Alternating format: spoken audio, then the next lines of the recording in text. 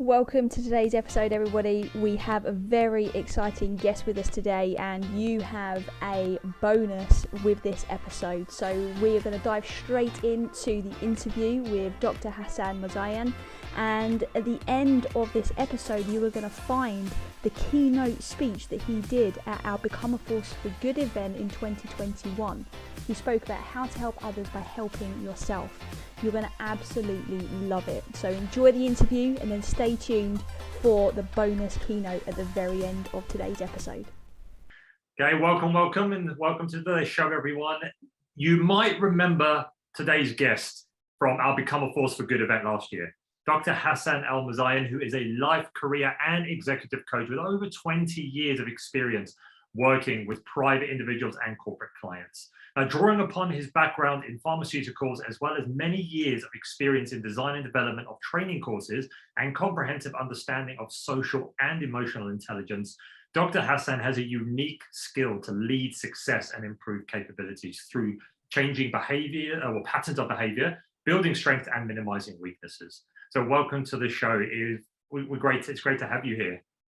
It's always a pleasure, Jonathan, Charlotte. I always say that every time I talk to both of you, I take a big,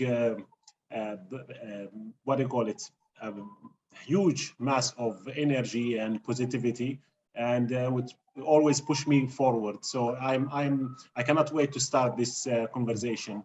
Right back at you, Dr. Hasan. Honestly, we love speaking to you, and we're so happy that we've been able to pin you down for this conversation so we can go deep on a few really cool topics. So for our listeners that perhaps haven't met you yet, do you want to just introduce yourself a little bit for us? Yeah, it is nice. You know how hard for people to talk about themselves, and I always say that part of my road to realize life and to know how to live it is how to know myself and how to define myself, because I used to think that definition is about achievements or about what I own, like or nationality or my name, and then I realized that no, it's something deep and more simple. I'm just a passionate person that's trying to grow, and in this road of growing, I only realize how ignorant I am. And this gives me another motive to learn more and grow more, to know more that I'm ignorant. And it's never ending. And this would give me pleasure in life. I started in the field of pharmacology, and everything happened for a reason. When I wanted to be specialized and to have something so special to work on, it was central nervous system medications, and also it was a coincidence. And from there I started to visit some mental hospitals, and again you go there with a perception out of ignorance that you will find people, because I always say people who lose their minds, they have schizophrenia, depression, they are always, I think they are not educated enough, or maybe they are financially not okay, you know, poverty maybe. And then you go there to see people who are smarter than you. They have a lot of money. They are highly educated, and then they lose it. And this confused me and make me start to ask why people are not ready and why we are so fragile. And I started to feel like I am in danger. I think I will never have depression. I will never have an anxiety. I will never reach to a place where I have to take medications and I go to a mental hospital. But then I say, no, I'm not that far. And this leads to understanding more, because I was not interested in the chemical treatments, because I think that was too late. I thought about how prophylaxis, how can we start from the beginning?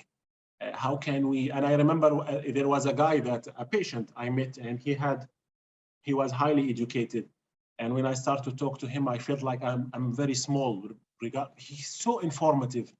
But then it was a love story that leads him to lose his mind. And when you look at it, it's silly. How come, you know, okay, she left and you can find someone else. But this for him was something so big to handle.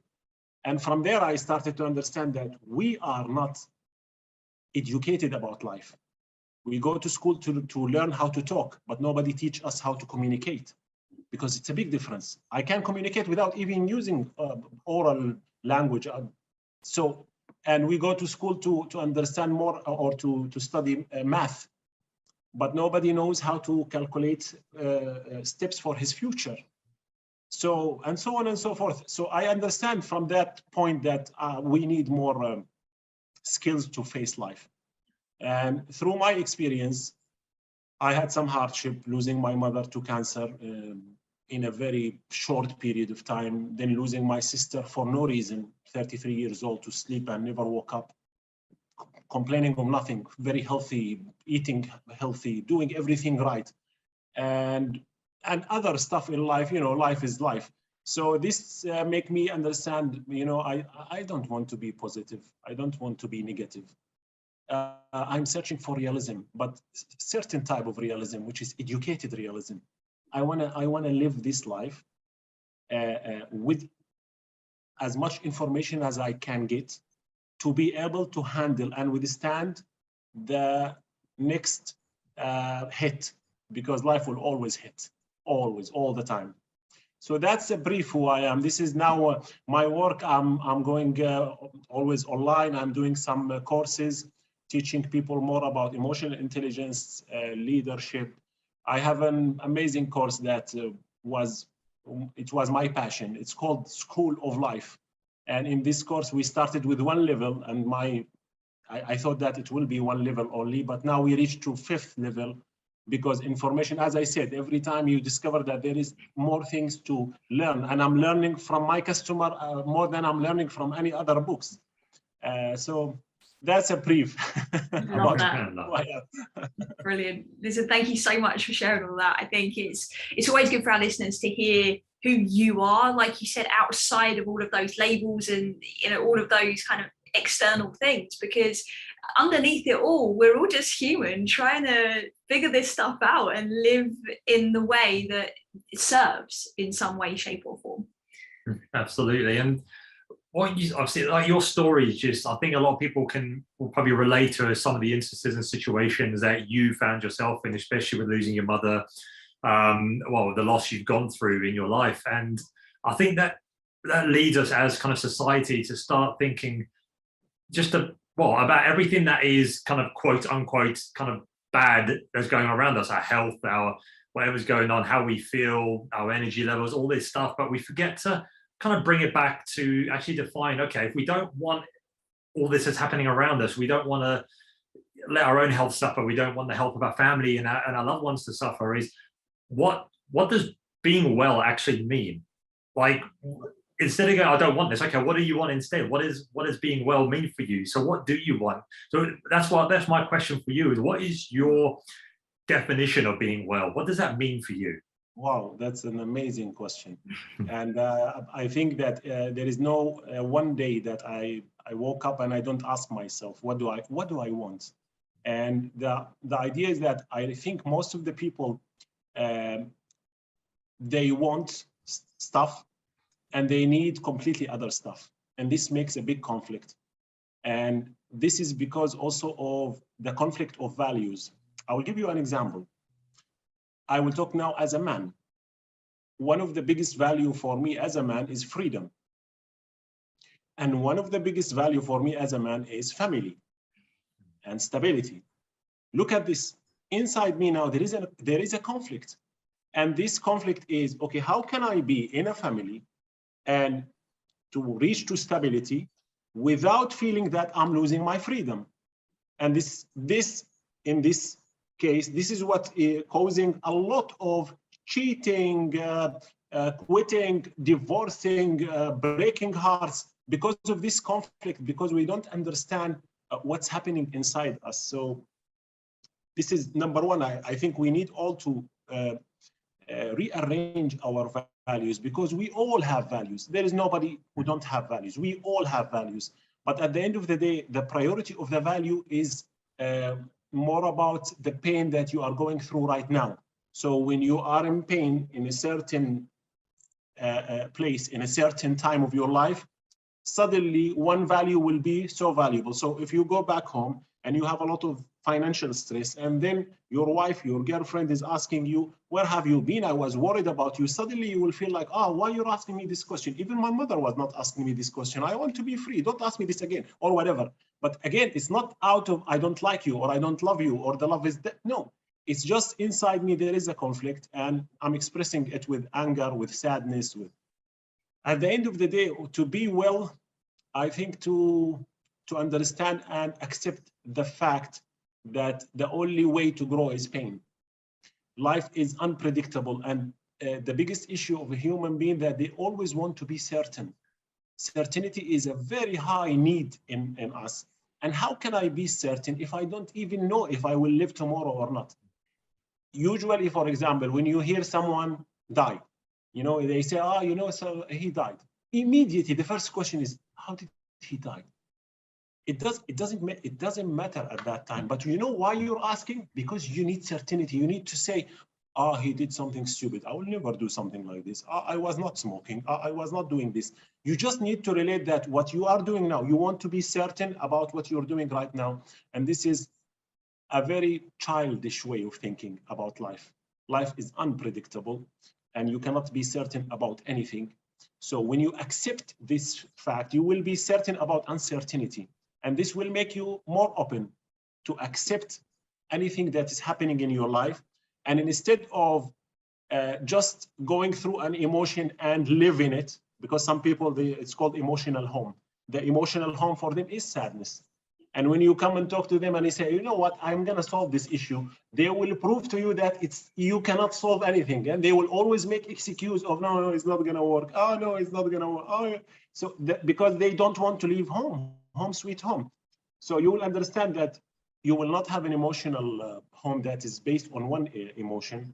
You will be emotionally intelligent in a way that, you know what, I'm going to go through sadness. I'm going to praise it. I'm going to ask myself this question. What did I learn? What should I do in the future? How can I go forward from here? And it might sound so romantic and so, but it's the only truth. There is nothing else to do except accepting and moving on and growing. If you're not growing, you're dead. That's my principle. If you're not growing, you're dead. So I hope that this will, but the question is amazing, because this definition will always lead you to a lot of conflict or a lot of peace.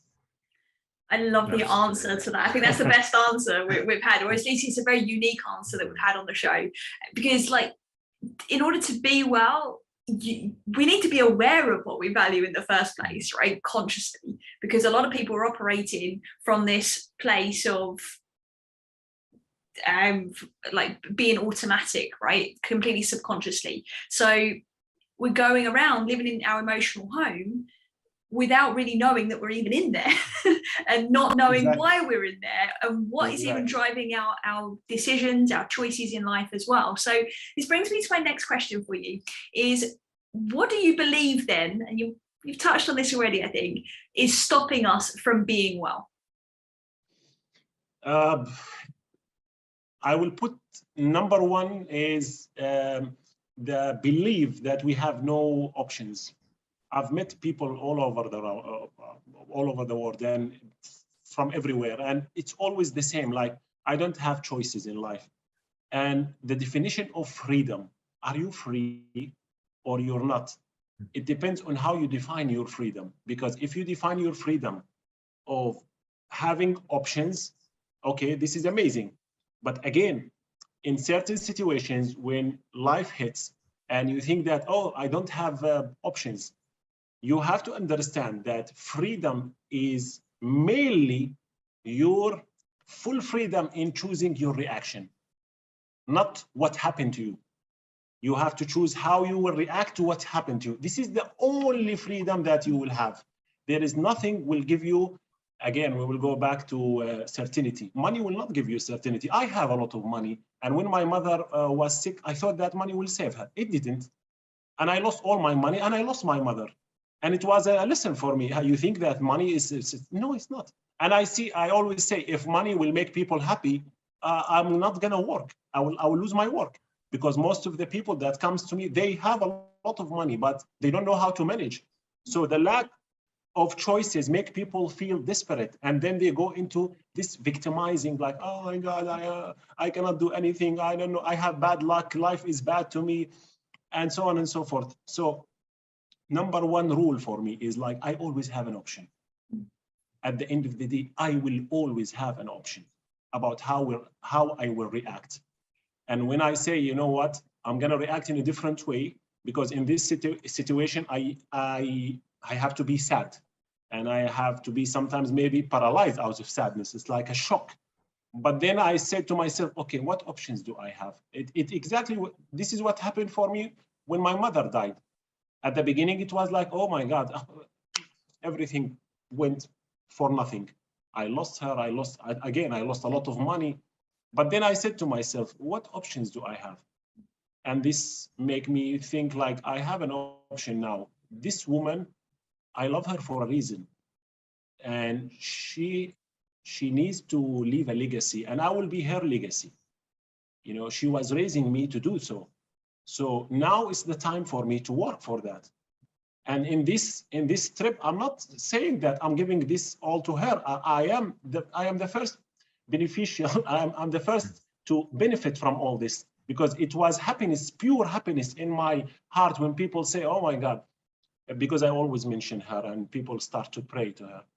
And I think 1 week ago, I said, there are people praying to her from all over the world. And I said, if I told my mother at that day that one day when you will die, there are people in UK and people in Algeria and people that will pray to you and will send you blessings, and she will not believe me, because she thinks that she's a very kind woman that is living in a small house, raising 5 kids.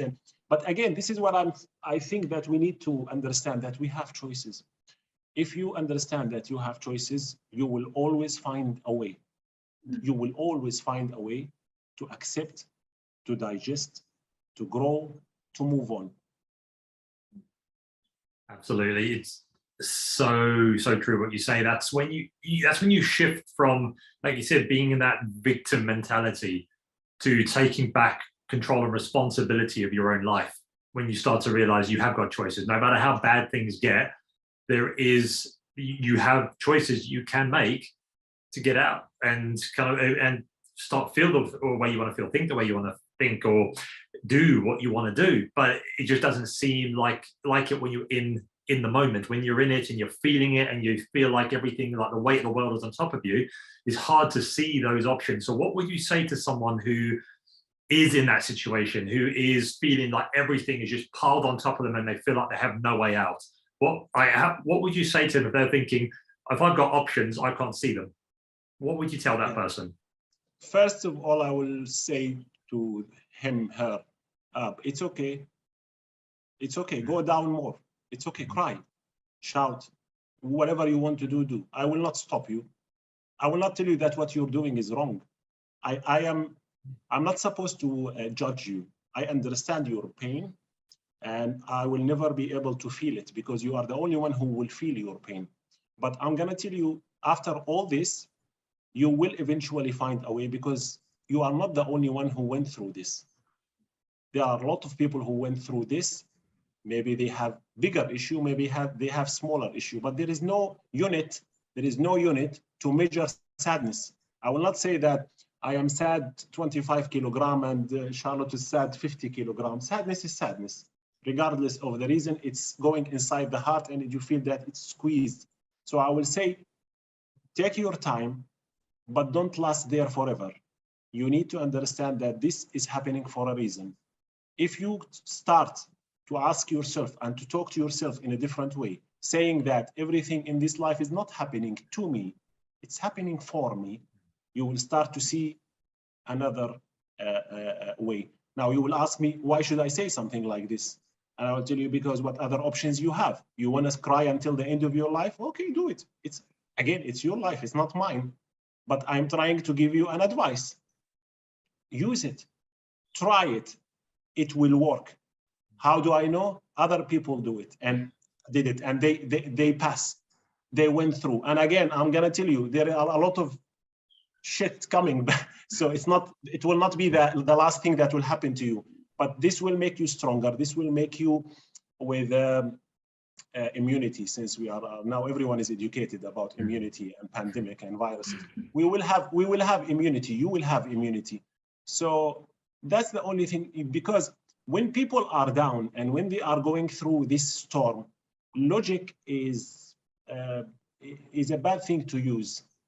In certain places, we need just to sit and listen to people complaining and let them cry, let them take it all out. But after that, we need to be assertive, not aggressive and not submissive. We need to be assertive with them. We need to tell them, you know what, okay, I feel bad for you because this happened for you, but now I will not feel bad for you because you need to do something about it. Welcome to life. I don't think that, and this is something I see everywhere I go, that I don't know why the generations are not raised in a way to understand life. They think that life is my mother and my father, and you know, this kind of childish growth, you know, and this makes them always searching for superficial stuff, not going into the depth of it, understanding that life is not a place that you will come just to sing and, you know, look at flowers and whatever you will want, it will happen. So we need to be realistic again, and we need to fight for our I will not use fight is a big word, but I think we need to have this immunity and to be aware that we need this immunity in order to reach to where we want to reach. Yeah. That answer is so all-encompassing of a lot of the things that we speak about here as well, which is about when you're feeling something, it's okay to feel it, right? For too long, we've bottled things up and held on to things. Us, in our personal experience, clients that we work with, I think everybody's done that to some extent. And it's almost like there's a fear of letting it out sometimes as well, until it feels like there isn't a choice, like you said, in something just paralyzes you. We have that dark soul of the night, or that incident in our life, that significant moment, and it just shifts the paradigm that you're living in, and it starts to make you question things. But the other thing that I really like about what you said there is about coming to it really from a place of compassion, right? And not falling into the same place that perhaps the person that's suffering is, but being able to lend an ear and to have that shoulder. It is an essential part of healing, a part of growing. But like you said, the power comes when you start to realize you don't have to stay there, right? We're actually, emotionally, we're only actually, I'm sure you know this, Dr. Hassan, is like we only have like 90 seconds of the emotion, like the chemical drop of a certain emotion in our system. After that, we only feel that way because we're reinforcing it through the way that we're thinking, right? So technically, after 90 seconds, we're kind of bringing it on ourselves, you know, and, you know, I mean, that's probably a whole nother conversation, but I think the powerful takeaway that I really want our listeners to hear is that they have a choice to be able to move forwards from a place of struggle. And you're right, life is going to keep hitting. It is going to, you know, keep challenging us because we're here to grow, right? Like you said earlier, right? If we're not growing, we're dying, right? So it's amazing. It's amazing when you reach this awareness, Charlotte. I will remind you, because we met before, and both of you have an amazing career in bodybuilding, gym, sport. And when I used to go to the gym, and when I reach to this point where I don't feel pain or fever inside my muscles, I was so worried why this is happening to me, why I am not gaining anything from going to the gym. I am not having fever.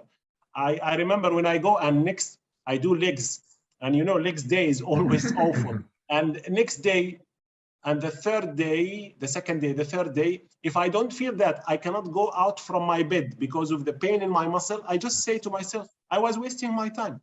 I didn't train. Something was wrong about my training. I didn't feel the pain. And by the way, the gym, I always go to the gym and look, and I always relate gym to life. Yeah. The gym and life are there are a lot of mutual things. You can look at everything we are doing in the gym. You know, 2 days ago, I was doing abs and I was doing it decline, and I was going up and then going down. And I was thinking that this is my life. You know, I was going up thinking that I control everything, but then I couldn't, and I went back.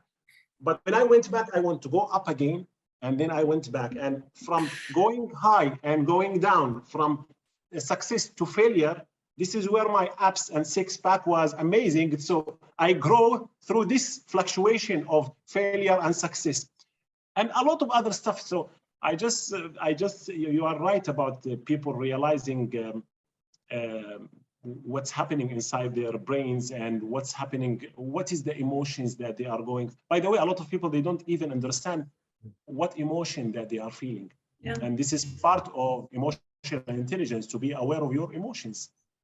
Yeah, that was, well, Yeah. I think both of us. Well, you knew how you felt. You were angry all the Yeah, time. but I didn't know why I was angry. But again, it came back to suppressing emotion from childhood.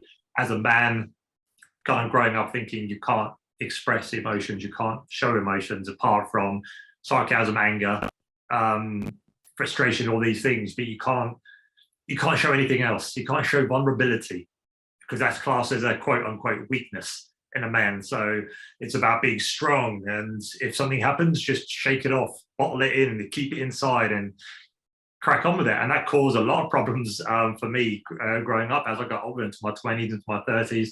And it took me a while to become emotionally intelligent, to realize, this is no longer serving me. I said being angry all the time it's not a resourceful feeling to have all the time. It actually causes a lot of pain, a lot of suffering. So definitely emotional intelligence is so key. It's becoming conscious of your emotions and how, not just what you're feeling, but like why you're feeling the way you're feeling, how you're feeling all the time, and just being able to tap into it and just understand why certain things make you feel a certain way, and if that feeling serves you or not. Is it gonna serve you in growing and kind of taking those steps into where you want to be, or is it going to hold you back and limit you from growing? Which, like you said, if you're not growing, you're dying. So it's just understanding. I think you get to that certain level of emotional intelligence where you start to understand emotions are not good or bad. They, depending on what's happening around you, how you're feeling, what you're feeling, they either serve you or they don't serve you. And I think that's when people get to that level of consciousness and level of awareness, that's when it's just stop saying, oh, I feel sad, or I feel angry, this is not good, I shouldn't be feeling this way, and start to realize, why am I feeling sad? Why am I feeling angry? Exactly. And start to question it instead of judge it. Exactly. And it's amazing what you said. I just found it amazing that when you talk about you being raised in UK in that way, and I think a lot of people now who's listening in the Middle East or Far East, wherever, you find that how mutual is the raising for boys, that they should not express their emotions because emotion is weakness. And again, to put the woman in that part, so they are more emotional, which means that they are more weak.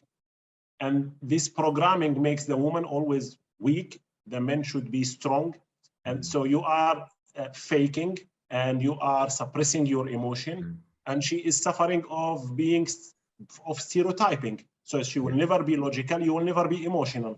And this is how we create societies that are searching for happiness and never find it. So it's amazing. It does, it creates conflict, not only in our environment, but within ourselves as well, right? For like you said, like from the male comparison there, no matter whether from the UK, Middle East, or anywhere else, like for a guy, it's the same or very similar. And it's the same for women too, right? Like you said, if it's deemed that women are weaker because they're more emotional in some, belief systems and model of the world, it then causes us women to then swallow our words and to not speak up and not have the confidence and the freedom, like you described earlier, to be able to just be fully authentic and show up naturally. And same for guys. And I think when we can show up more authentically and more consciously, everybody wins, except systems, maybe. But again, that's probably a conversation for another day.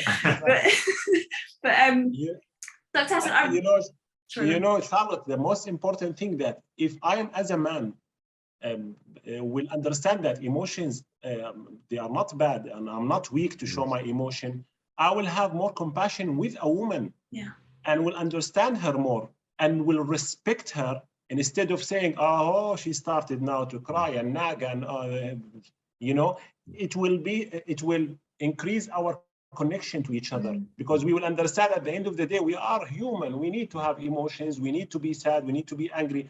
A lot of people think that emotional intelligence means that I am a smiling person that is so forgiving, and I will never be sad, and I will never be angry, and you can do whatever to, I will not get angry. No, I always say emotional intelligent people will get so angry, but for the right cause, and they will know how to express it in the right way. Yeah. They will be sad, but they will do it for the right cause, and they will understand how to use it to grow, and so on and so forth. So this is why when someone asks me, what is this knowledge that help you in your life the most, I think it's emotional intelligence. I used to be a highly emotional kid that was so close to his mother, and I think the feminine energy in me was so high because of my mother. And then in the meantime, I was raised in a society where you have to be the man, you know, so it was a big conflict between being this and that. But at the end of the day, I feel so grateful that I had this woman in my life to always bring me back to balance and to make me more close to understand the other side, and to accept it and to praise it and not to feel bad about it. And she was always telling me that you need to be a true man to be able to cry. You know, it's hard, you know, because I remember I was watching a movie and I don't know what was a movie, and I was crying and I was holding myself not to cry because I'm a man, but the scene was so emotional, and she noticed this and she told me, you know, that you need to be a true man to cry. If you feel something, just take it out. It was a science here and there that later on became a guidance in my life. So that's amazing. And I can see that you are now living in the Far East. So I have a question for you. How do you see people there when it comes to emotion? How mutual they are to your culture, to your countries? How do you see things there? Regarding people, I'm so interested in understanding people. Yeah, everybody that we've met has been really friendly, whether they're expats living here, whether they're Thais living here, obviously, like everybody's just been really friendly. It's something to do with island life. I think it's just the beach, the sea, the air, the nature. The Thais are very much about community, right? They have large families. It's, you know, you become their family as soon as you become connected. And I had that same feeling actually when we was living in the UAE as well. It's like when you really get to know somebody, that's it, your family. Intimacy. Yeah. Warm intimacy, Exactly. And different things matter. It's not about the flashy cars here. It's about come, let's break bread together. It's beautiful. Yes. Yeah, absolutely. It's I think that's the kind of thing that the Western society is missing. I think is that community bond. Whereas when you go to the UAE, you go to Thailand, Philippines, wherever, it's that family unity. Whether you are direct family or not, they treat you like family if they trust you and they accept you and they connect with you. But whereas like in a lot of the Western countries like the US and the UK, because there's so many people, it's so segregated, you can lose that sense of connection and lose that sense of community. Whereas we noticed that big time. I think we noticed it massively moving to the Middle East. The first, like when we moved there from the UK, just how accepting kind of like the Arab culture is of foreigners if they trust you and they connect with you. And you connect with them, and the same here in Thailand, the same in the Philippines when we went. It's just I think when people have that culture of community, of family, it doesn't matter who they are, where they're from. If that energy's there, that connection's there, that's it. You're part of the family. You're one and the same. You know, it's part of this is the thing that I always try to analyze this, and I think I realized that part of being civilized and growing in technology will make us more into the contractual relations instead of empathic relations. So everything now in the West is based on contract. My relation with my wife will be contract. My relation with my mother, with my father, even with my sisters. I will give you an example. if you go with your with a woman outside, everyone will pay for himself. So it will be so weird for someone to say, "I know I'm gonna take it this time." And you lived in Dubai, you lived in the Middle East, you saw that it will be humiliating for someone to say, "I will pay." They will fight for it. And the thing is that the relation there is still into the empathy. It's still raw, because we have to understand that civilization and technology and all this revolution is amazing, but it comes with a lot of bad influence on the core of humanity. We started to be more isolated. We started to be so lonely. You know, we cannot even stay on the street. If I stay now in the street in a red signal, for 1 minute, I cannot stay without opening my Facebook. Or, you know why? Because we cannot be lonely. We cannot, we are lonely all the time. So we think that this device will make us feel not lonely, and this make us more lonely, actually. So I think this is the reason why sometimes simplicity will show the best out of humanity. And this is what we need to understand when we are dealing with technology. And yeah, it's amazing, but we need, I think, to remind ourselves with the simplicity and the raw of life. Exactly how you did. I envy you for the decision, for the, you know, the strength to take this decision. It's not an easy decision to say, you know what, I'm gonna leave everything and I'm gonna go there and I'm gonna live in an island beside the sea. And it needs a lot of courage. It's interesting, isn't it? Because like, it just seemed like a very natural progression for us, but a lot of people have kind of really politely given us that compliment, and it's always lovely to hear, because a lot of people are inspired by it and they want to know how we've done it so they can make bold choices for themselves. And that's a big part of why we live the way that we do, because like you said, we've all got choices. What are we going to choose? Like, we need more people, I believe. The people that inspire me, the people that are going out there and living a bold life, they're treating life as sacred. They're not getting sucked into the streams of social media and the separation of society. They're actually owning their experience. They're creating their life in some way, shape or form. It doesn't mean it's perfect or it has to be perfect. It just means that you have to choose it. Exactly. That's the beauty of it. And I think a lot of people will, again, we started this podcast, we were talking about wanting and needing. So this is the thing, that some people will always say that, yeah, I want to live in a nice place beside the beach or whatever. But at the end of the day, inside, deep inside, it's not a need. They are still needing materialistic stuff. They are still hooked on the fake image that the social media now is giving. You know, I was analyzing why some people, they are doing nothing on social media. Just, you know, they are taking the cam inside the house and doing nothing, and they are so viral and famous. And while people who are talking about informative stuff like life coaching, they are not watched as much as, you know. And I realized that I don't blame them, because I think people, they respect more the honesty of someone who's doing completely nothing, and he had the courage to open his camera and show that. Or maybe he's doing something so stupid, but he had no issue to say, you know, I am stupid and I'm doing this stupid thing, and yeah, let's laugh together. And I think people are looking now for truth. So I think I will not judge people and say people are not interested into knowledge and psychology. No, they are interested, but we need to know and to find ways to reach them and to tell them that we are not people who are like robots. I have pain. You know, I'm crying sometimes. I'm depressed sometimes. Sometimes I don't like to talk to anyone. Sometimes I woke up and I don't see life beautiful and I see birds singing. No, sometimes I have my days. But the thing is that I am training myself with with my experience or other people's experience, how to be able to manage this as fast as possible, because life is so short.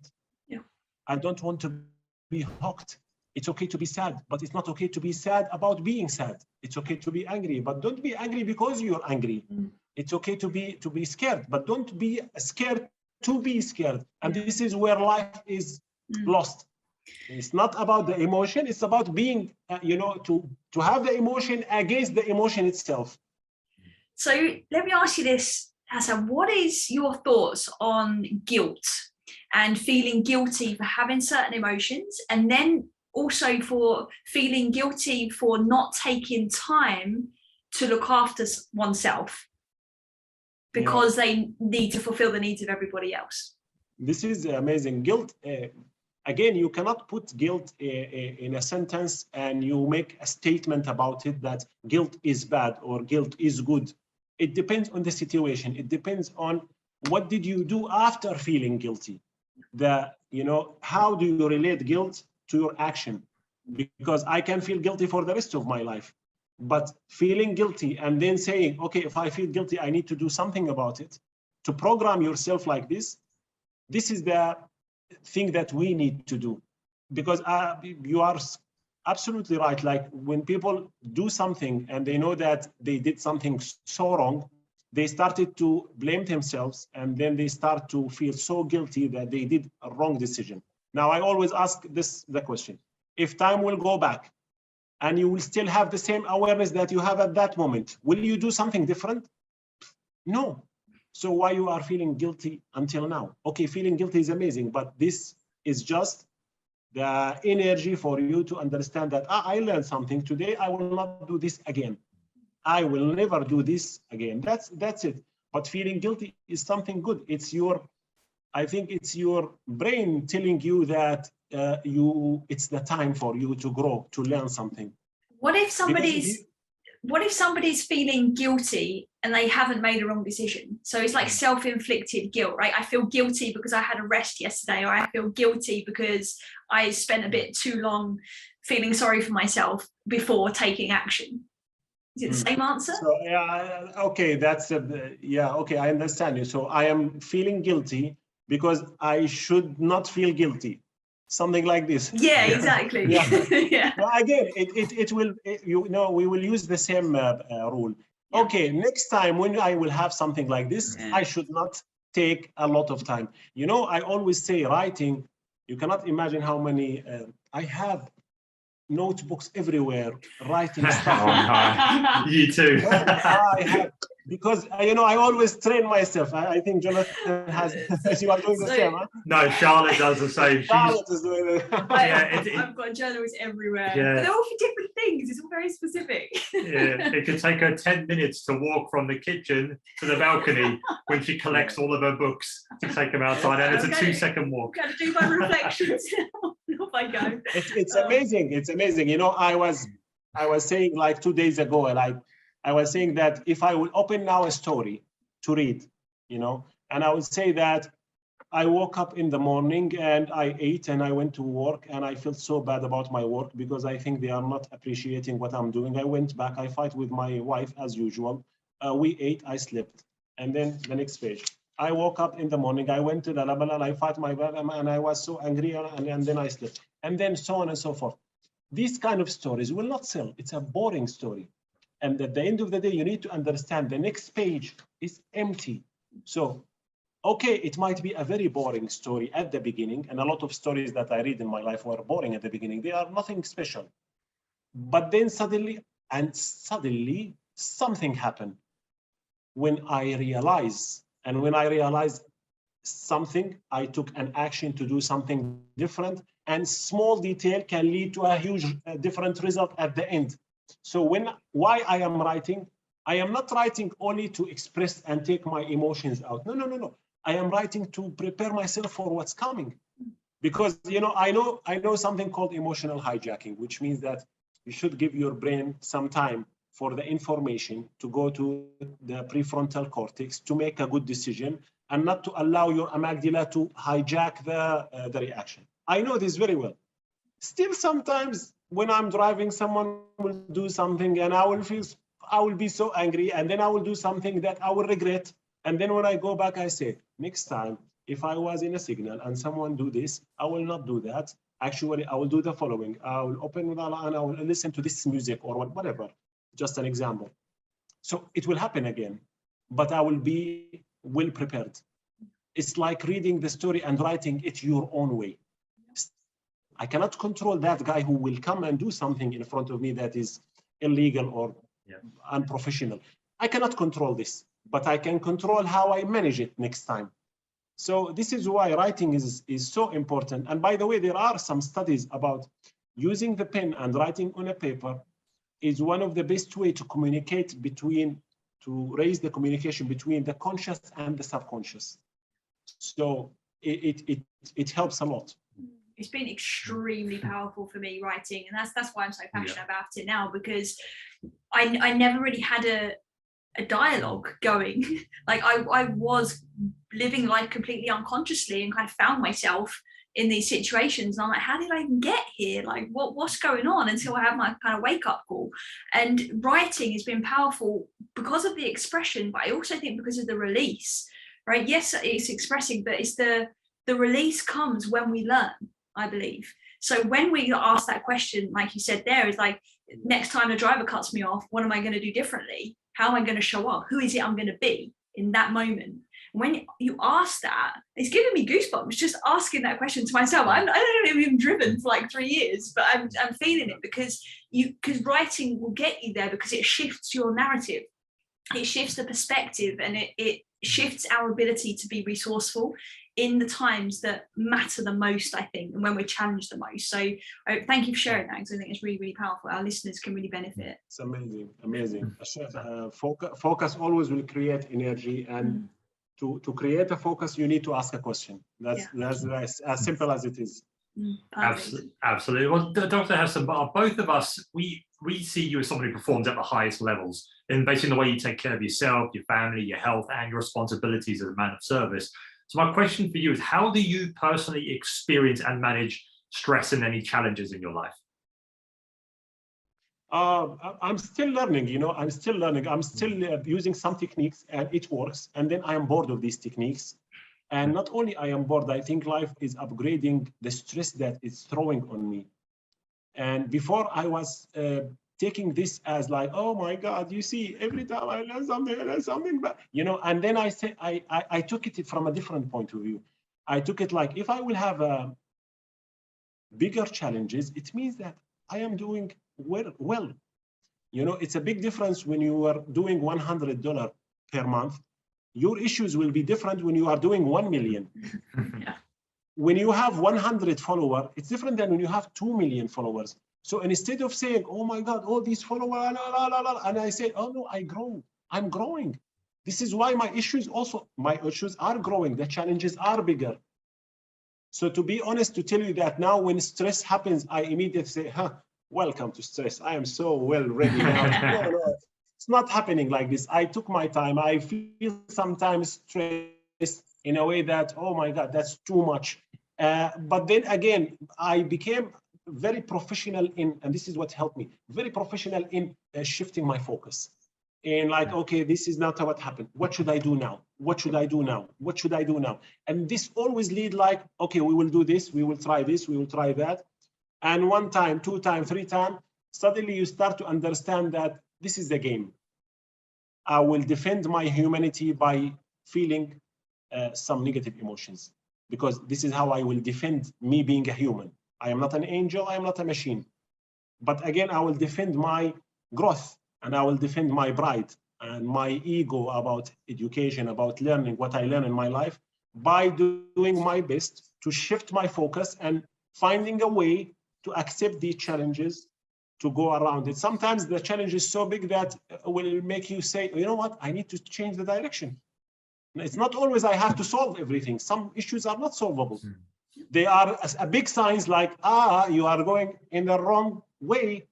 This happens sometimes in relations. It happens sometimes in fields that you are working. You might do something very good, but you are so bored and you don't like it anymore, and there is no motive in it. So it's a big sign that now is the time for you to shift, to find something else. It's amazing how life is so short, and we are still insisting to waste it in single emotion or single job or I don't know. It's sometimes we just need to realize this, that I always remind myself with death, and I always think that this might be the last day. And whenever I think like this, it's not something negative. It's something that motivates me to do the best, to enjoy this last day. And tomorrow is a new day. And when I woke up in the morning and I say, I'm still alive, maybe this will be the last day. And I'm telling you, it didn't happen to me because I decided to do this technique. It happens after I lost my sister. So I saw it. It might be the last day. So I need to utilize as much as I can. And Winston Churchill says something amazing. He said, I spend my life being afraid of things that never happen. Mm. And that's the thing I'm trying to remind myself. Don't be stressed. It might never happen.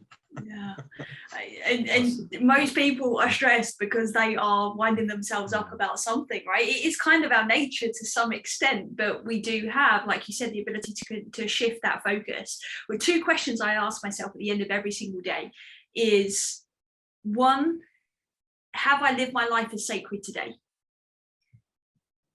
And obviously, if the answer is yes, I reflect on, okay, well, how so, right? So that I really can enjoy it all over again in some way, shape or form. And if the answer is no, then my second question is, what are my vows so that I can play an even better game tomorrow? And I choose those words because I take a vow literally every single evening as to what the next day is going to be. It's not an intention. It's not a, oh, this will be a nice idea. No, it's a vow. What is that going to look like? And I use the language of game to play a better game tomorrow, to remind me not to take life so seriously, because I am a classic, like you said, is look at one situation in isolation, and I can then really focus on that if I'm not careful. So it's really important that I kind of find a way to anchor me back to where it is I want my life to be heading. So anyone listening, give that a try. It's worked really well for me, and it is something that, you know, it's personal, but it can work. You agree with me, both of you. I think I will ask you that working also with as an employee with big companies teach a lot. I learned a lot from this isolation, especially that both of you were growing in your career. You have good titles, so you prove something. And leadership for people inside a well-organized company, at least this is what people see from outside. But it teaches us a lot. Because I've been in a company that was very big, and I learned a lot of stuff sometimes about how to handle situations regardless of my emotion, to isolate issues, to be able to withstand that when the company is bigger, when my title is bigger, my responsibility is also bigger. And this also helped me when I started my own business to understand how to do this, because a lot of young kids now, they want financial freedom, and they don't want to be slaves for other people, and you know, this kind of but man, you need to start somewhere to first learn how it's going from people who are doing this for a long time. So did this help you in your life? 100%. Yeah, absolutely. Yeah. Yes. Do you want to go? I learn a lot of things to do, a lot of things not to do. And I think that's the same with any kind of big company you work for. There's always a lot of areas that can be improved. And as someone climbing the ladder or climbing in status, you start to notice these things and start to think, okay, this could be done different. This could be done different. And you take these learnings, you take these insights, and when you do eventually leave that company, you work for another one, or you work for yourself, whatever that is, you take those learnings. Like, you can have the worst job in the world, but every second of that job is teaching you something. And when you leave that job for another one, or you decide, okay, that's it, I've had enough, I'm going to start my own business, you're taking those learnings. It might have been what you learned not to do more than what you learned to do, but you're taking that into your next job or to your next business or whatever that is, to help you learn, to help you grow, to help you do things more effectively and efficiently, more productively, more resourcefully. So I think no matter what's going on in your life right now, is if you're not enjoying where you are, your life feels like rubbish, remember, every second of your day is teaching you something. As long as you're willing to listen, you're going to keep growing. You're going to have the options to grow. Amazing. There's no way we would be operating in the way that we are now when it comes to our business and personally as well, if we hadn't been on that journey of working for other people and learning from different mentors. And like, I got to the point where I was in a national position which there was only 3 of in the world, and it was an amazing journey. I really enjoyed getting there, but I got to that point and then I'm like looking around, I'm like, okay, well, this isn't quite what I thought it was going to be, because in my head there was some expectation, like, and it was too easy for me at that time, based on my level of personal awareness, to look around and be like, well, then it's a problem with these people or these managers. They don't have direction. They don't know how to treat these staff members and this kind of thing. And it was all easy for me to see from there. And what was interesting is my awareness started to shift when I was in those, obviously, leadership roles drastically. If you're in a leadership position, your ability to adapt and pivot and to do your own personal work just goes tenfold, I believe. And that's one of the things that happened with me. And I got to the point where you can invoke a certain amount of change within any business when you're working for somebody else. But when it's your own, and when it's really being driven by your own purpose and your own intention and your own standards, that's when it starts to take on a whole life of its own. But it wouldn't have been birthed, for example, wellness theory wouldn't have been birthed in the way that it is now, had we have not experienced all of that. Like, it's essential. Like you said, like, it's going to be hits along the way. We've got to learn how to adapt and have the capacity to be able to deal with it. It's amazing. And I always say that I learned how to lead myself from leading others. Like I grow. It's exactly like parenting. Sometimes when you have a kid and you start parenting, you realize that you're parenting yourself more than you're parenting your kids, because this is your #1 job, is to be aware of what you're doing, not what you're saying. You can say whatever you want. They will only do what you do. So that's a responsibility, make you grow in your awareness about who you are, and it gives you this push of self-confidence about that. If I'm gonna, because of the policy of the company, I need to go now to tell my employees that they need to do 1, 2, 3, 4. It means that I have also to push myself and believe that 1, 2, 3, 4 can be done. And the first time it will be difficult, and then it will happen, and the result will be amazing. And from there, you will have the push now. So if I put a target for myself and I put full commitment to it, and we agree to do certain stuff to achieve it, it will be achieved. And this help later on when you will face issues in your private business or in your life or even personal issues. Yeah, definitely. That's amazing. That's amazing. I just want to say as well, if anybody's listening to this, like, you don't have to wait until you're in a leadership position, right, to be able to learn all of this stuff. Exactly. Like, one of the best leadership books we ever read is You Say You. Well, for me, it's Robin Sharma's Lead Without a Title. Yeah, same. And that's a book that changed, that started the whole thing for me, the whole journey. It just changed my life completely. Is very much around, like, leading ourselves, right? Regardless of the people that you're working for, if you're actually in a certain position or whatnot. And I wish I hadn't have waited so long to start learning about self-development. God, if I knew what I do now when I was like a kid, oh, how different would things be now? Like, absolutely.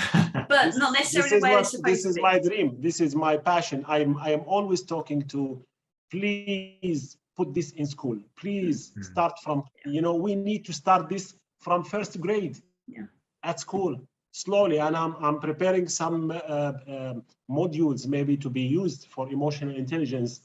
For me, I'm talking about now high school kids, but this is so important because this will save a lot of families, a lot of lives, a lot of potentials.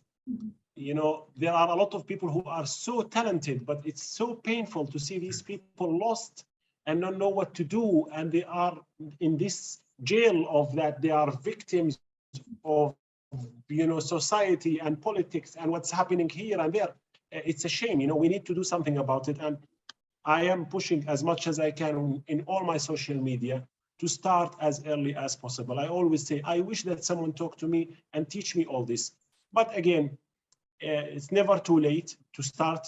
And when you start and you feel that, oh, okay, this is amazing, try to pay it forward. Yeah. And this is what you're doing. Same as Same you, to you, exactly. yeah. It's all Yeah, making we a difference in the doing world. it. Definitely, Yeah, yes. absolutely. Look, Dr. Hassan, is obviously, I'm sure people listening to this are going, "Oh my God, there's so much amazing. I can't wrap my head around it all. There's so much on here." And we recommend anyone, when you're listening to something like this, you go back, listen to it again, take in, absorb that information, because every time you listen to it, you're going to take something away. But what I want to ask you now is, have you got any final words? You've said a lot, you've given so many insights and nuggets there, but is there any final words you have, anything you think our listeners really need to know before we wrap everything up? Yeah, I will say that you need to know who you are, and you need to understand who you are. I will not say that unleash the giant inside and the lion inside you, because you might be a rabbit, you might be a mouse, but a beautiful one that is so needed. Everything in this life had a role, and we need just to accept who we are. In order to accept who we are, we need to know first who we are. So know yourself more, read more. When you read, don't build an opinion from the first book you read. Don't take an opinion from anyone, including myself, and go fight for it. We might be so wrong. Build your own philosophy in life. Life is not lived by science. Life is lived by philosophy. And the philosophy, in order to reach to a place where you can have a philosophy in life, you need to read a lot of other people experience, a lot of science, a lot of stuff, everything that you can read about life in order to reach to your own philosophy. And how can I live my life in a way that will suit me and will make me be the best version of myself. One of the my last book now is called It's Not Fair, But. This is the last book I wrote, and it is all about philosophy, my philosophy in life. The books before, I have a book, Awareness Journey. Then I wrote We Are Not Here to Suffer. But the last one, it was my philosophy in life. It was 10 rules. From my point of view, it's not psychology, it's philosophy. It's not fair, but. And you can write your own version. I'm not talking about writing a book, but you can do your own version. You can think about your own philosophy in life, because I might be right, I might be wrong. I might be right sometimes and wrong other times. I might be wrong all the way. At the end of the day, nobody is living your life. Nobody will go with you when you leave this life. So try to enjoy it, man, and make something out of it. You can. Anyone can. If I can, you can. And maybe you can do it better. That's the last thing I can say. Love it. Beautiful, beautiful. What a perfect way to end the show. I'm, for one, I haven't read that book, your last one. So yeah, I will be doing that for sure. We are all now into translation. So we are making it many languages, English, French, Romanian, and Spanish. Amazing. Awesome. Perfect. So we'll put all of the links of where our listeners can find you to follow your work, including to your books as well. And yeah, this episode I think is going to be a popular one. And like Jonathan said, this is definitely the kind of episode that you're going to want to listen to twice, if not 3 times, to really take home all of the wisdom that you've shared. So thank you so much for joining us. Thank you so much. Good dialogues needs 2 people. It's a dialogue. So I always feel happy to meet both of you. Again, you give me hope. I hope that people will also look at you, and I know you personally, and I will say that nothing is fake. This is why I love you both. Nothing is fake here. These people are living like this. I met Charlotte a long time ago, and when I looked at her and I said, my God, you were so young at that time. And I said, how come she's so mature in this young age? You know, I was even angry, like you were so mature in a very young age. And I was seeing someone who's so humbled. I didn't have the chance to meet Jonathan, but through the time we start to know each other, and being authentic and being honest is something amazing. And this is a good role model for people who really wants to understand that life can be lived in your condition. Amazing. Oh, thank you Beautiful. so much for that. Thank you so much. Thank Just you to so add a little caveat to that, I'm still young. Even all these years later, you're as young as you feel. No, thank you so much. You were 5 years old at that time. So. Listen, thank you so much for your kind words. It's always a pleasure to speak to you, and we'll speak to you very soon. The same. I wish you the best of luck and all the best. And I will be watching your pages and see the sunset and the sunrise and all these amazing, beautiful places. Thank you so much. Thank you.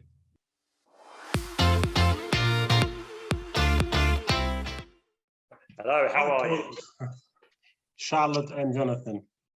How are you guys? Great, thank you. First of all, it's very weird that these two names, when they are together, they are very dangerous. I remember 2012 Britain Got Talent. There was a couple by the name of Jonathan. I don't know if you remember these people. They were amazing. Like, they shocked the whole world, and I think they almost win the whole thing. So I think these two names are so dangerous together. Trust me, we will not sing the way they did, and we promise not to. I'm not going to ask you to sing. You're not singing today. No, we don't want to scare anyone off. Let me first say hi to everyone, and I wish that, and I know that what's happening today is amazing. The group of people that gathered today and the speeches, they were very interesting. I hope that I can add something today. I'm not going to come to show my muscles of the knowledge I have.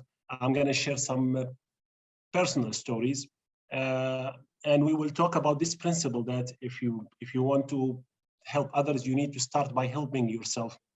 And I'm sorry if I will shock you at the beginning and I say that I don't believe in this.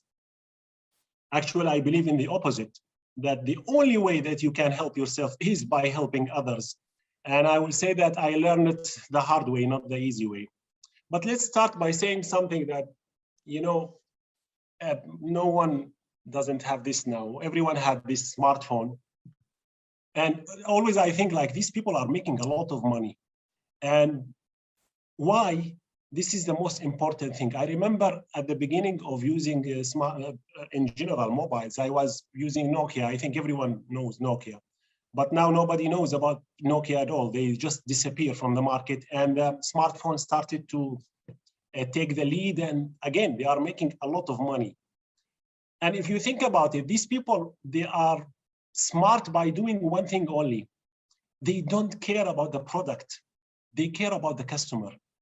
So this is why, you know, the idea of putting a camera in front for you to take a selfie, like, who think about this? It's someone who's like, how can I make it easier for people? How can I do something that make their lives easier? And this is where, you know, because I do a lot of business consultation, and I say to people, like, if you think about your product, you will disappear. You have always to think about your customer. And from there, I will take you to my personal story about helping others. People who knows me and they follow me, they know very well the relation that I had with my mother. Because for me, my mother is the one who made me from scratch. I still remember that I was 3 years old when she started to read, and she was like every 3 days she finished a book. And I remember that she put me in a corner and she started to read stuff that I never understand, but I get used to listen to this kind of deep talking and stuff like this. And our relation grew, and she was calling me a doctor since I was like 5 years old. And I remember when we have guests, because I am Dr. Hassan since I was 5 years old, I was writing prescriptions, and the prescription, of course, was KitKat and chocolate, like, you have to bring me this and you will be okay. But it was like a neuro-linguistic programming. She was programming me, but she kept telling me two things all the time. Everything in this life will happen for you, not to you. And the second, if you want to be happy, you need to make someone else happy. This was amazing. And I started to study. My IQ tests were very high. And I finished pharmacology, and then I started to go into the specialty of central nervous system medications, which is one of the most complicated. Most of people, they don't like, because it's a lot of studying. Anyway, the nervous system is very hard. The brain is hard because I say all the time, all doctors can go into the organs that they are treating. You can do endoscopy, colonoscopy, blood tests, but when it comes to brain, you cannot go inside and see what's happening. I finished, and I had at that time to go to mental hospitals. It was part of my program. So I went with this perception that I will go to see now people who are financially not okay, and they are not so educated. This is what I thought. And my first case was a guy who had two PhDs. This guy was so charismatic. He was so educated. And he had schizophrenia. And I started to talk to this guy, and I just realized something so important. This guy had everything.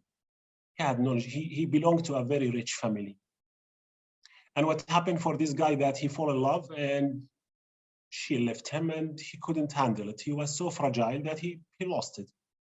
Again, there are a lot of other reasons for schizophrenia. We are not now here giving this excuse, but I ask myself a question: why people lose their mind? Why we are depressed? Why we have issues all the time? Why we cannot resist?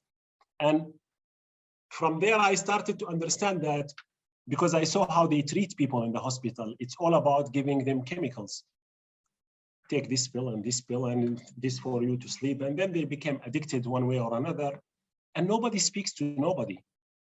And I remember that when they bring him, they didn't even call him by name. It was a file number. And I went and I talked to this guy. And this guy, after that, he became one of my biggest source of philosophy, because he had his own philosophy about life.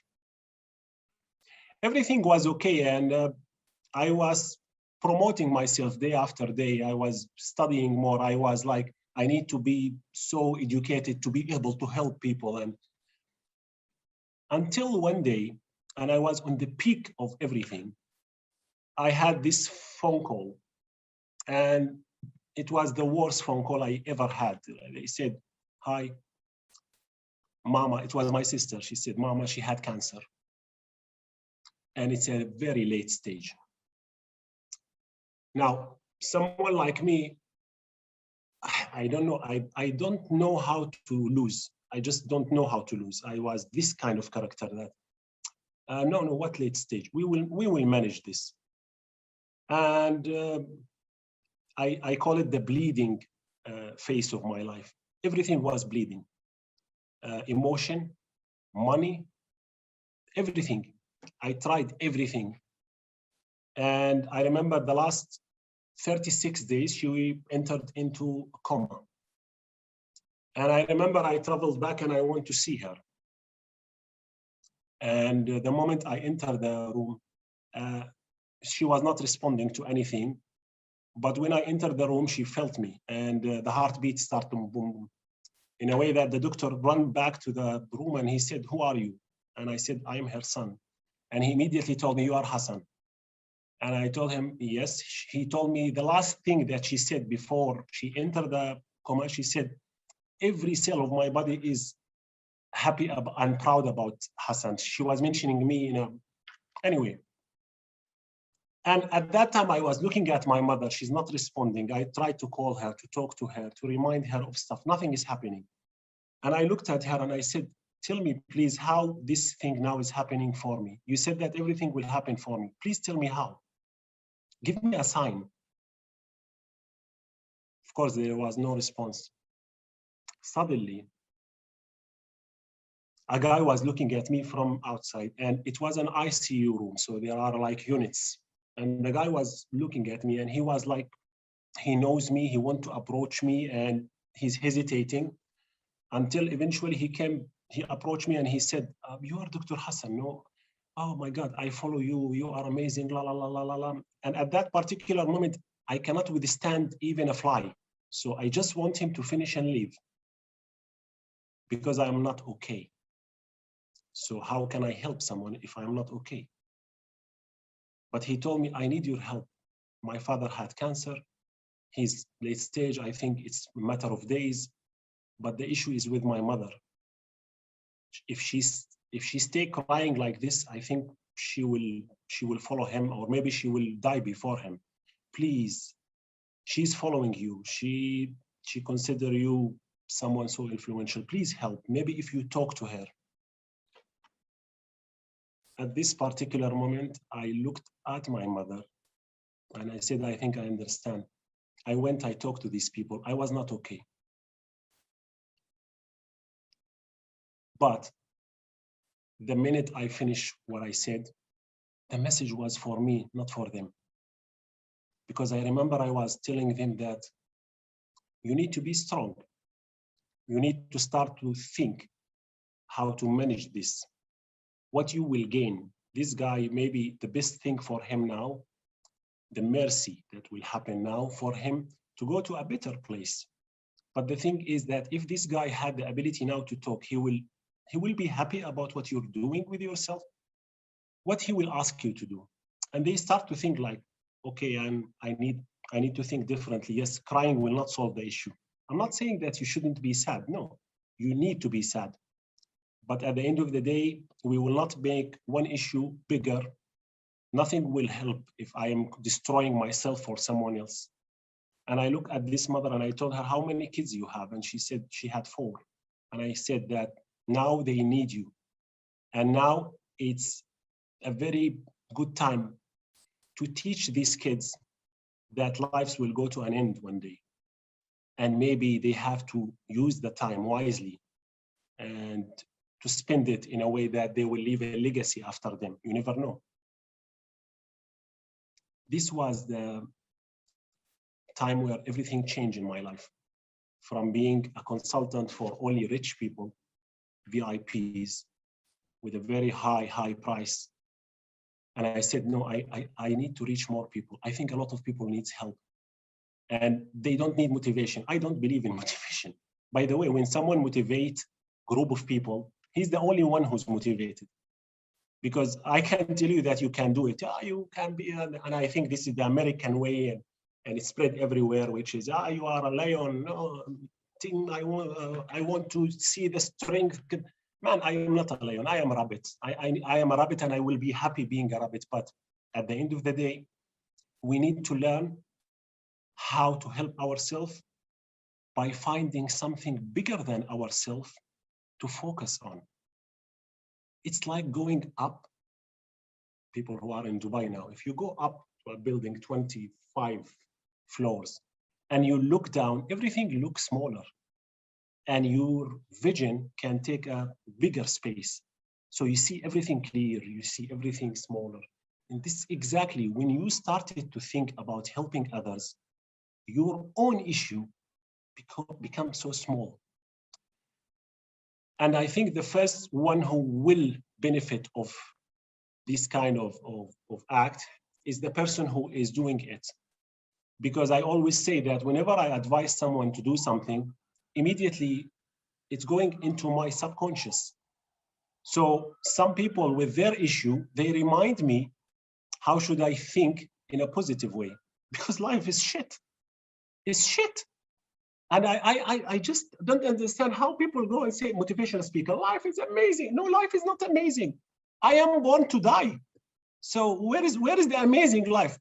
Still, in this shit, we can build gardens.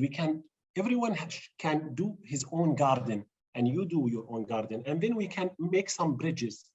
But understanding what is life is the first thing that you can deal with it. Because if you lie to yourself, you will always be disappointed. Why I am not happy?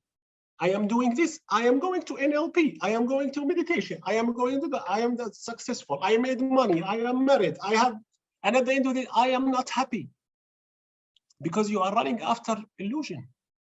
Life is not that amazing. No, it's not. It's not just not. This is what's life. It's a lot of struggle. But it doesn't mean that I have to give up and say, oh, okay, if this is life, I shouldn't do anything. No, you should learn how to help others in order to help yourself. It's how to grow to a different level, to upgrade yourself, to go from this war that's called life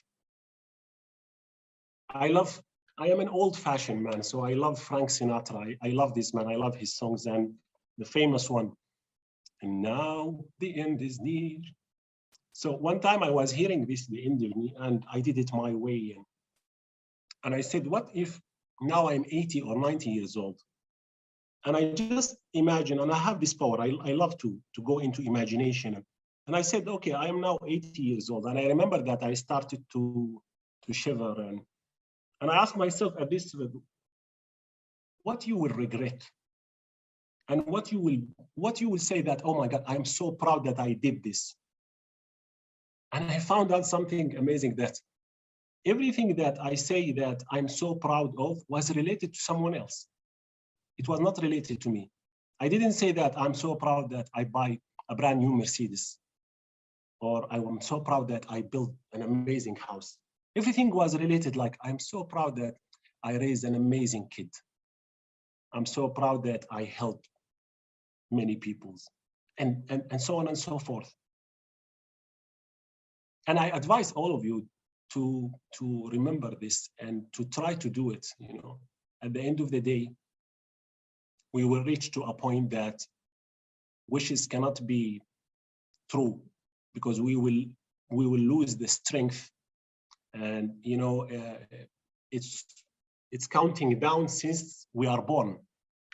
But the amazing thing about life, that it's a decision. It's only a decision. In one point, I could have been in a different place because of a decision. I remember when my mother's story happened and everything, I lost self-confidence. I said, I was advising people to live life, and life is amazing. And I was like, sometimes I was judging, like, why they are so sad, and why? And then I understand that sometimes life can hit you so hard in a way that you will feel that you are so weak. But in this weakness, we discover that you have the strength of one thing only, that nobody can take from you.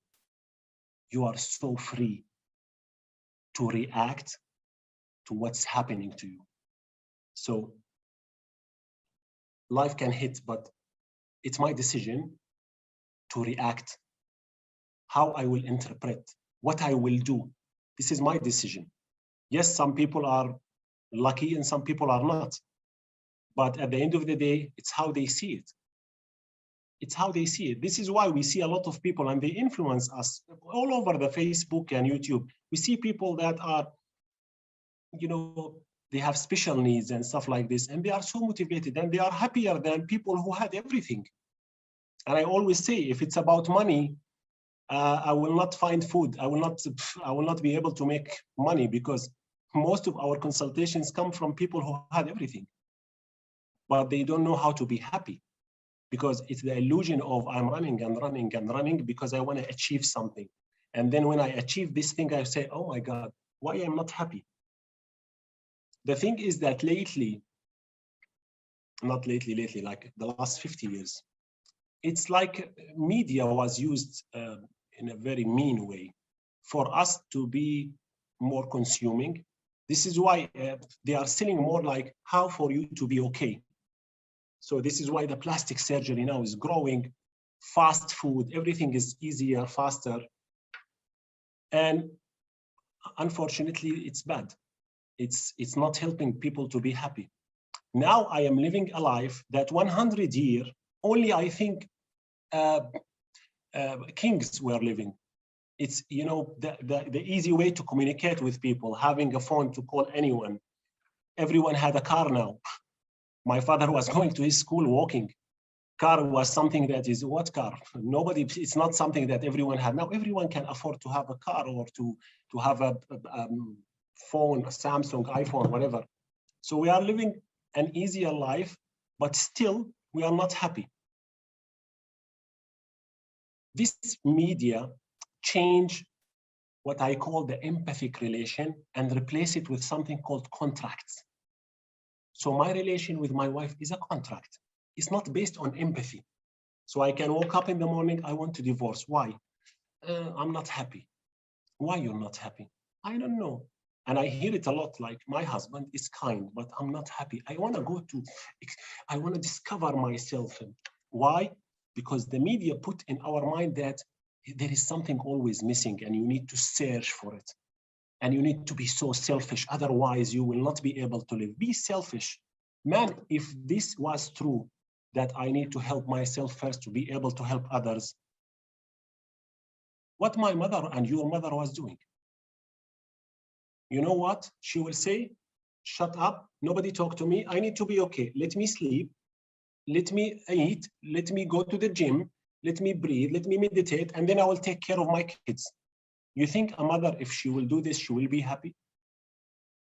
I always relate it to mother because they are the best way to describe giving. And she's happy. She's not sleeping, but she's happy. She go through hell until she give birth. But all the pain is going away when they put this baby in her hand and she starts to look at him and smile. And he looks so ugly, but she see him the most, all kids are born not so beautiful because of that. But she see him the most beautiful creature. And she can do anything for this kid to live a better life. And she is focused on this in a way that she's not complaining. I cannot do what a woman can do. I cannot sleep 2 hours a day. I cannot, I just can't. For no one. I cannot stay awake. I cannot hear a kid crying all night. Wah, wah, wah, wah. And I need to know and guess if it's gas or he's hungry or I don't know what. And I cannot do this.